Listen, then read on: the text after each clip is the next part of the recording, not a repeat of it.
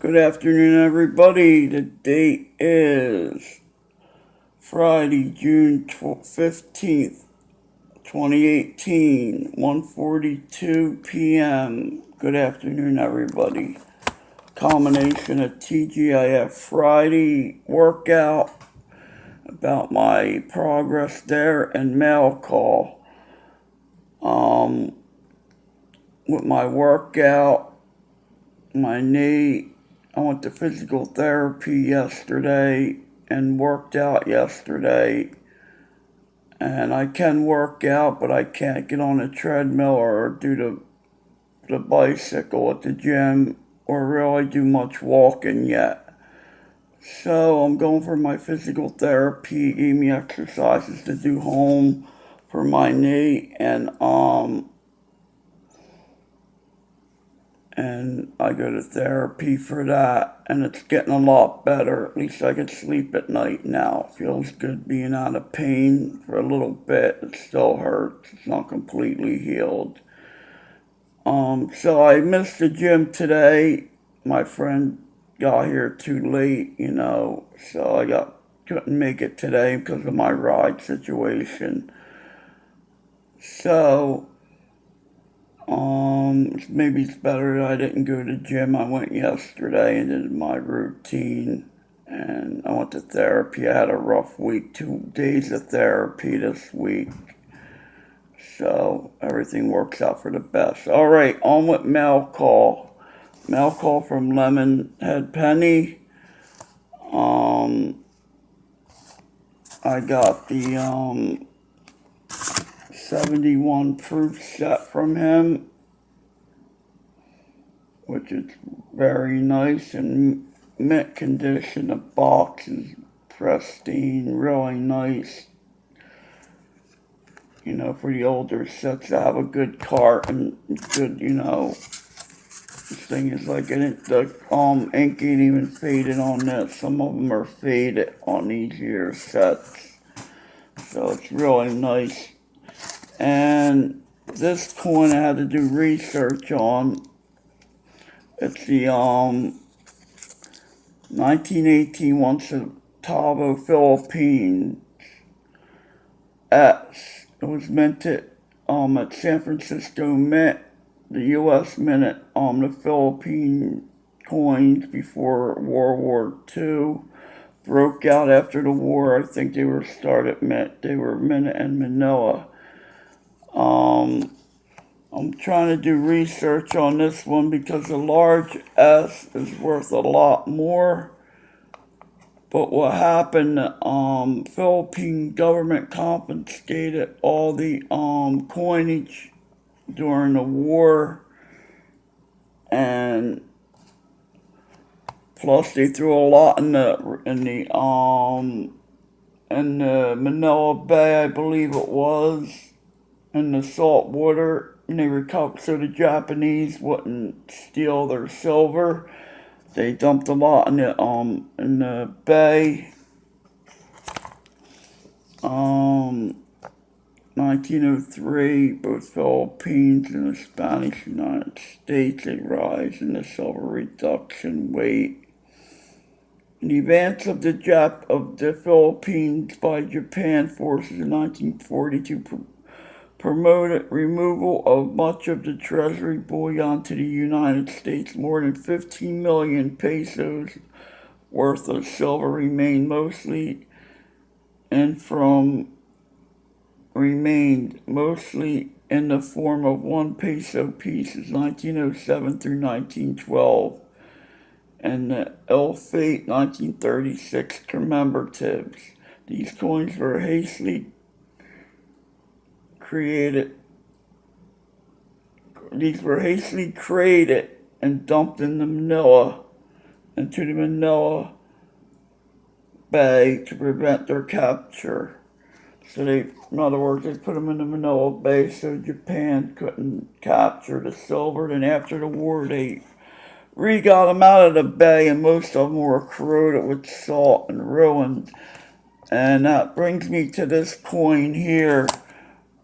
In the red book, there's a large S and a I guess it was small s in a 1918. The one I got here in Mint State 63, this book wants 175, but that's way overpriced. But if it was a large S, a 63 Mint State is 2,000. So that's why the price is up high. The U.S. They shipped a lot over back to the U.S. who minted the coins, and they threw a lot in the bay, in the Manila Bay. So it's interesting doing research on these coins. You know, I tried to I looked up pictures, and I only found this one. There is a silver one out there. There is one with certain weight, but I doubt if this is a large S, because I looked it up on my ucoin.net app, and this is the photo I got. And the price for very fine is $5 according to that book. But this is about a $20 coin, $10 or $20 coin, depending on, you know, if somebody collects them. And that brings me to my second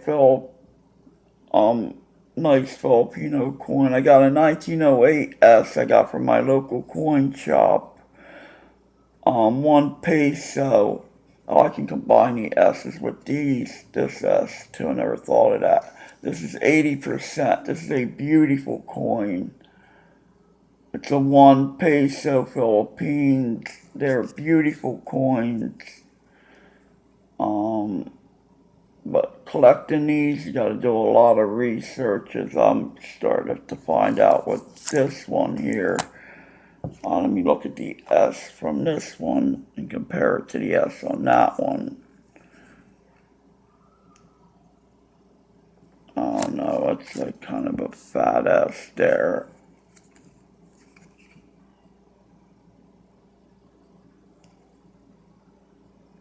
It's hard to see through here. Where's the mint mark on the back? Yeah, this is it's not a filled in S, but I have to do more research on a large S, the weight of the coin and all. I highly doubt if this is it, but you never know. I have to look them up more and get a foreign coin book, which I'm sure that was researched before, I don't know. But anyway, it's fun to look these up. Now, when I had my Saturday's finds, I thought I got a double Canadian Mint set. And I was mad, I got 2 dates, I'm gonna have to get rid of one, but to find out, one's a special edition 205 Canadian set, and one's an uncirculated 205 Canadian set. So I didn't get a double date. The difference is on one coin in the set. So you really gotta do your research. Foreign coins is way different than US. The different one, I believe, is on a 50-cent piece. Or the quarter. Yeah, the difference is on the quarter, which I can't even tell. It's on a 25-cent piece.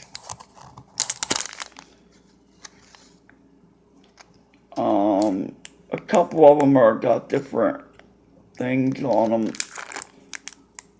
Actually, this has 2 quarters in it. I didn't even notice that. 1905 to 205. Alright, this is the anniversary. It's a centennial set. Alright. 1905 to 2. Okay, I got it. It's a centennial set. The 205, they call it a special edition. We call it centennial sets or whatever. 100-year set. I believe that's 100 years, yeah. Alright, that's the difference. And some of the coins have different images on them. So, I got getting a pretty nice collection on these. I still got some more on hold, so this is an educational channel to all my new subscribers. That's why I'm showing this stuff, you know.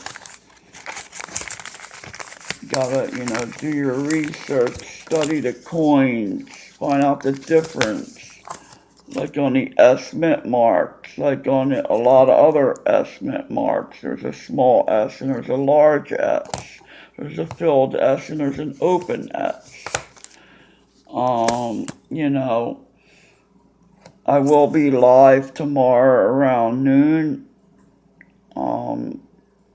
So hopefully people can show up. But these Philippine coins are beautiful. I'm waiting on some banknotes to get here. I ordered some. They're on their way as we speak, or I speak. So I got 2 coins to my Philippine coin collection. I don't know if I got any other No, I don't. But they're in the red book. The Philippine coins are in the red book. For those that don't know. My next book to get is a foreign coin book. I'm going to see if I could pick one up. I could have picked one up at my coin meeting for not that much for the real big foreign coin. I don't know, there's a lot of editions of it, but they're pretty fat, the books. Yeah, this vintage is 11,660,000, but that's an estimate, considering most of them got confiscated during the war, and the prices are very high on a lot of these Philippine coins. These copper nickel 5 centavos, I mean, the prices are really high in here. You can get a good penny for them, for some of them. And then you got your 1 pesos, Manila Mint, opening metal, 1920. They have medals over there. They got all kind of nice coinage. That would be cool to collect. And as I was paging through here,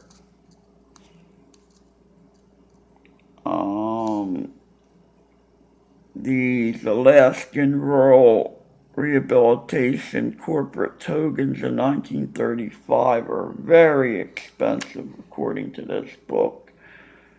But they look like they're interesting. Yes, but you can't go by these prices. It's a good reference guide for what I used it for, you know, for a large S, a small S mintages, you know. Which any mintage on any coin is an estimate. We gotta get it down to the number. You know, I guess you'd be plus or minus 1,000, depending on the year of the coin. Your older coins would be plus or minus a higher number than your smaller coin. Your newer coins be a higher rate, plus or minus 1,000 or so, you know. But this is a nice set that I got. I believe I have this color box. I had the Susan B. Anthony one. I think I got rid of it. I am going to be having a 400 sub giveaway soon.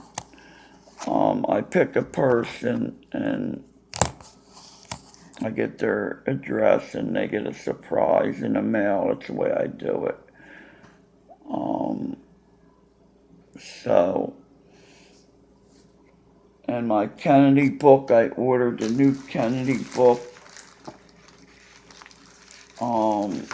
This book, the pages are all messed up. They're $7 a page. For me to order the pages for a few dollars more, I can get a brand new book. and everything will be in order.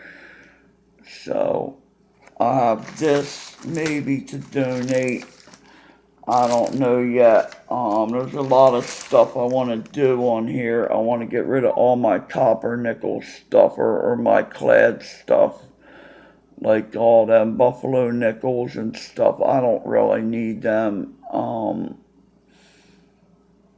them. I'm gonna, get rid of a lot of my clad coins and stick to mainly silver and, mint sets and stuff like that. Having a big jars and piles of nickels around is worthless. I'm not one to look for errors or nothing or to do this and that. By the time you do all the legwork and mail it out, you're making what, a couple dollars. You got to really do a lot of number of. You got to do a high quantity of stuff like that to really make money. But I got a lot of buffalo nickels. Not the old buffaloes, the bison, the ocean and view, the keel boat. I got mint rolls. I got 100 coin bags. I had another one I'm gonna pick up, an ocean and view bag. I might get it, I might not. It depends. But to ship these things is gonna be a lot. I might just sell them at my coin shop, see what he'll give me for them. I'm just gonna stick to what I like, and I got into all the errors because on here. I'm gonna still keep my coppers and my old stuff, all my buffaloes and all that. I'm not getting rid of them, but as far as all this new mint error pennies and all that, I'm not into it. I'm into some of your bigger errors like reverse dies and don't get me wrong, if I found a 43 copper or a transitional year, I'm still looking for some and stuff like that. But as far as keeping stuff like this around, tubes of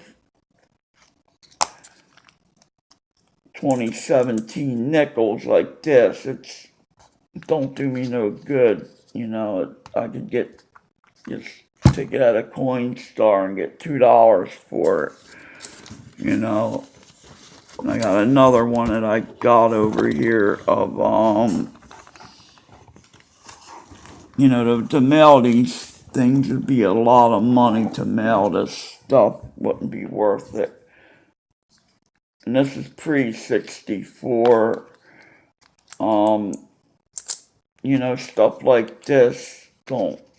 I might get a coin book and fill it and sell it. That other one I sold pretty good. But maybe I'll get a couple cheap coin books and get rid of these and try to fill them up and get rid of them. But they don't do me no good just sitting here. I'm going to turn that into silver or proofs or something. Like stuff like this. I like, my proofs and stuff. Get into whatever you like to collect, and that's what I am getting into. There's been these little spider looking things over here. They don't look like spiders. They look like pinchers. I don't know what they are. I don't know where they're coming from, but they're on the table, and I've seen 3 of them I killed so far. I don't know what they are. I got a picture of one. Maybe when I go live, I could show it.